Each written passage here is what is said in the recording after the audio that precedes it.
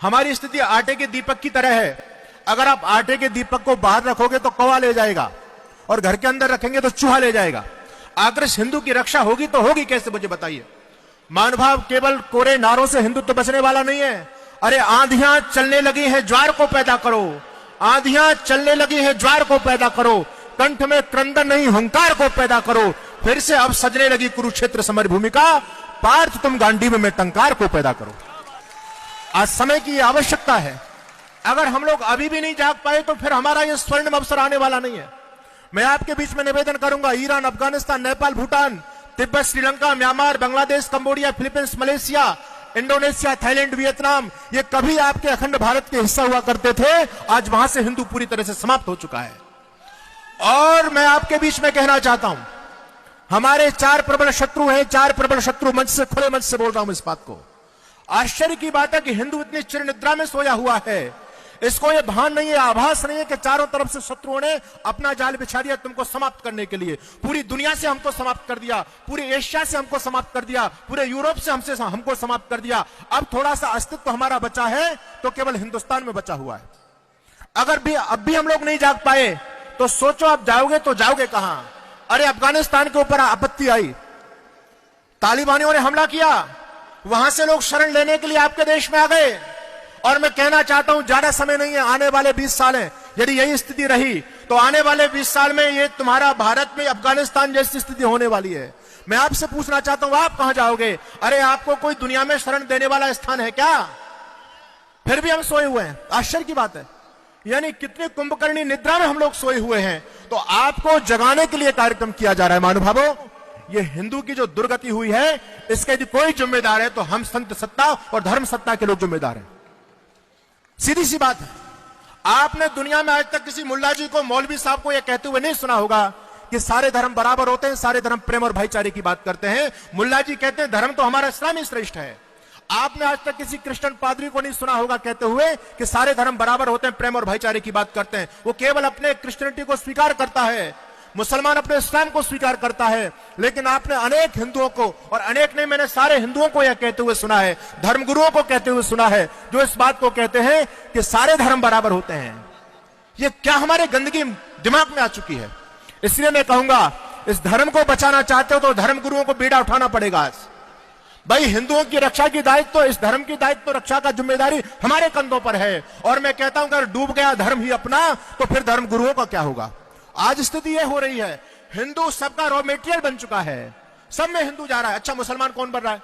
आज ये चिंतन हमको यहां पर करना है, हिंदू को बचाएंगे कैसे। आप सोचिए, मुसलमान भी हमको बनाया जा रहा है, यानी हिंदू ही मुसलमान बन रहा है। क्रिश्चियन कौन बन रहा है? क्रिश्चियन भी हमारे लोग बन रहे हैं। अन्य जितने भी ऐसे मत मजहब समाज में चल रहे हैं, उनकी दीक्षा जाकर के कौन ले रहा है? सबसे पहले हिंदू पहुंचता है। इसका कोई दीन नहीं बचा, इसका कोई धर्म नहीं बचा, इसके अंदर स्वाभिमान नहीं बचा। इसलिए इनके स्वाभिमान को पैदा करने का काम हमारी संत सत्ता, धर्म सत्ता करेगी। अगर इस धर्म को बचाना चाहते हो तो निर्णय यहां से लेकर के जाओ। केवल ताली बजाने से, जय श्री राम कहने से तुम्हारा धर्म बचने वाला नहीं है। 3 सूत्र में दूंगा और संक्षिप्त में चर्चा करूंगा। हालांकि ये बहुत जल्दी में ये विषय रखने वाला नहीं है। आपको ज्यादा मुझे सुना, मेरा धर्म यूट्यूब पे चैनल है धर्म युद्ध के नाम से, आप उसको सुनिएगा। मैंने बहुत सारी चर्चा की, पूरे देश में घूमता हूं। मैं आपसे कहना चाहता हूं, यदि इस धर्म को बचाना चाहते हो तो सबसे पहले रिश्ते बचाइए आप अपने। कुछ करने से होगा, केवल जय श्री राम के नारे लगाने से धर्म बचने वाला नहीं है। आज हम ये सोचें कि सरकार कुछ करेगी, मोदी जी की सरकार आ गई। अरे भाई, इन सरकारों के भरोसे ज्यादा मत बैठो। ये तो हमको स्वयं निर्णय लेना पड़ेगा, खुद करना पड़ेगा। पहली बात कहना चाहता हूं, रिश्ते बचाइए। रिश्ते बचाने का मतलब समझ गए आप लोग? आज बहन भाई का रिश्ता नहीं बच रहा है। रिश्ते बचाने का मतलब है कि थोड़ी आबादी बढ़ाइए। अगर एक ही तुम्हारा बच्चा है तो बचाओ, तुम्हारे रिश्ते बच्चे कहां। इसलिए निर्णय यहां से करके जाओ। जितने भी हमारे नौजवान भाई यहां पर बैठे हैं, बहनें बैठी हैं, और जो बुजुर्ग लोग हैं, जाकर के अपने बच्चों को ये तो कहो, भाई धर्म पर संकट है। अरे एक बच्चा धर्म के लिए आपका होना चाहिए। रिश्ते बचाइए। अगर एक ही बच्चा है तो ना ताऊ मिलेगा, ना चाचा मिलेगा, ना मामा मिलेगा। क्या स्थिति हमारे समाज की होने वाली है। अरे वो तो कहते हैं कि हम 5 हमारे 70 और सबके हाथ में ईंट और पत्थर। मैं ये कहता हूं कि इस हिंदू को मारने के लिए ज्यादा उनको कुछ करने की आवश्यकता नहीं, हम स्वयं मर रहे हैं। हमको सरकारों ने बहकाया, नारा दिया हम दो हमारे दो। हमने नारे को वेद मंत्र मान करके स्वीकार कर लिया। उसके बाद फिर हमको नारा दिया कि शेर का बच्चा एक ही अच्छा, हमने इस नारे को भी स्वीकार कर लिया। उसके बाद में फिर हमको नारा दिया, अरे बच्चा ना बच्ची और नींद आए अच्छी। आज हम इस स्थिति तक आ चुके हैं। पूरे पुराने लोगों को देखो, तुम्हारा परिवार कितना बड़ा हुआ करता था, सभी कहते हम 10 भाई थे, 8 भाई थे। अब तुम्हारे बच्चे कितने हैं? कहते हैं जी एक ही है। हम 10 से 1 पर आ चुके हैं और वो कहते हैं हम 5, हमारे 70 और सबके हाथ में ईंट और पत्थर। आप देखो राम जन्मोत्सव पर आप यात्रा नहीं निकाल सकते, जन्माष्टमी पर आप यात्रा नहीं निकाल सकते।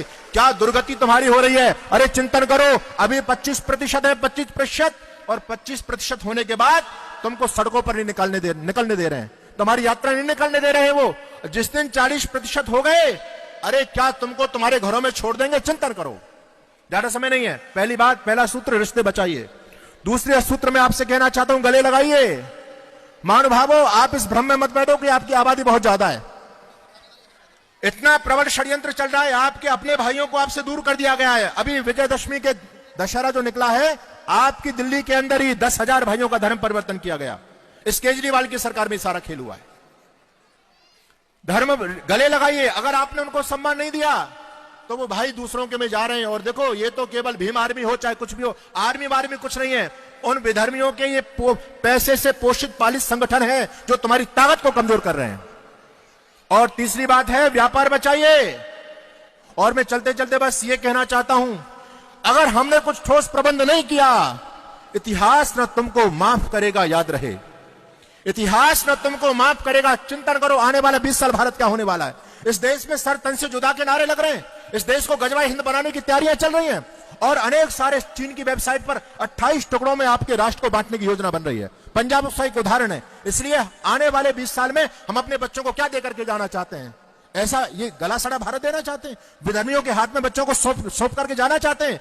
इतिहास न तुमको माफ करेगा, याद रहे। अरे पीढ़ियां तुम्हारी करनी पर पछताएंगी।